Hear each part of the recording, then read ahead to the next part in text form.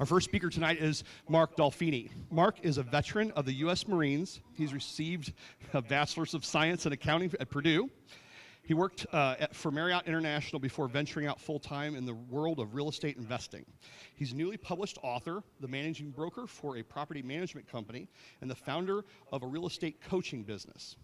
He's also the founder of the You've Been Gifted Project, an online mechanism which allows people to chronicle random acts of kindness. He sits on numerous boards that only a few people care about, and is an area director for a Central Indiana B&I franchise, a networking organization. He and his wife, Jennifer, live in Lafayette, Indiana, where they're raising their two sons, Leland and Logan. Please help me welcome Mark to the Spark stage.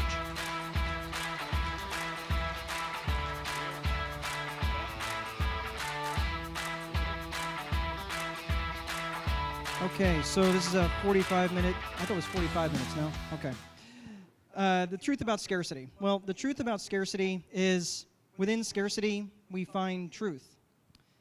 And the truth is that we waste the things that we perceive to be the most abundant. And time is unfortunately one of those casualties. We often take for granted the things we perceive to be are going to be around forever. Friends, families, relationships. Even things we perceive as abundant as air. It was 2009, and I was working like a rented mule, trying to keep my business and my life afloat. I worked punishing back-to-back 20-hour days, grabbing food and sleep wherever I could, and it was only a matter of time before the wheels came off the wagon. A simple cold turned into something far worse. Now, I grew up with asthma, so I know what it feels like to breathe through a cocktail straw. But this was different. Something was very, very wrong.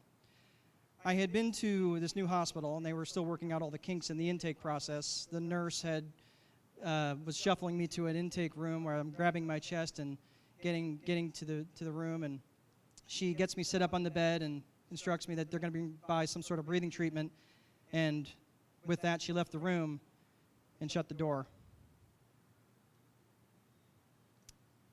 I laid there alone, waiting, wondering, panting like a dog, gulping for air like a fish out of water, my breaths becoming more and more shallow.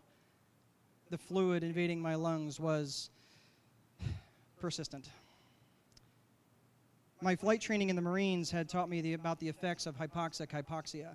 That is when the body is being starved of oxygen. And my hands were tingling. I was extremely drowsy. A calm, euphoric sensation draping over me like a warm blanket.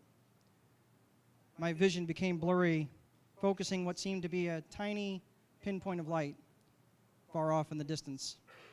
I remember thinking, this is quite likely where my life was going to end. My eyes closed. I felt sleep. I was snapped back to an awareness of what was going on. The door opened, footsteps, talking, more footsteps.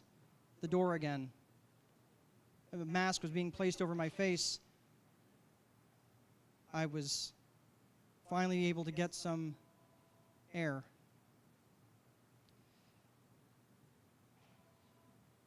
Each of us is given only so many spins on this rock. Some measured in decades, some in moments. But when we're faced with a lack of something so perceptively abundant as time, we realize how valuable it truly is. The truth about scarcity is we waste the things we perceive to be the most abundant, and time is no different. The truth about scarcity is it reminds us to forget about hope and to live with intention, to live with the ferocity of purpose and your foot on the gas. The truth about scarcity is it realizes the true cost of waste, and we waste things that many of us perceive to be abundant. And worst of all, when it comes to things that don't matter, I was wasting a tremendous amount of time.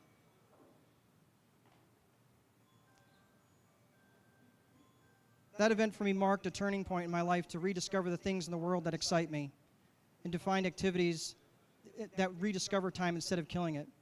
And I encourage you all to do the same. Go find your why and cleanse yourself of all the dross and nonsense that distract you from the things that matter most. Don't fear scarcity. Respect it. Because even in a world where there's an abundance of words, it is the lack of them. It is silence that gives them their greatest impact.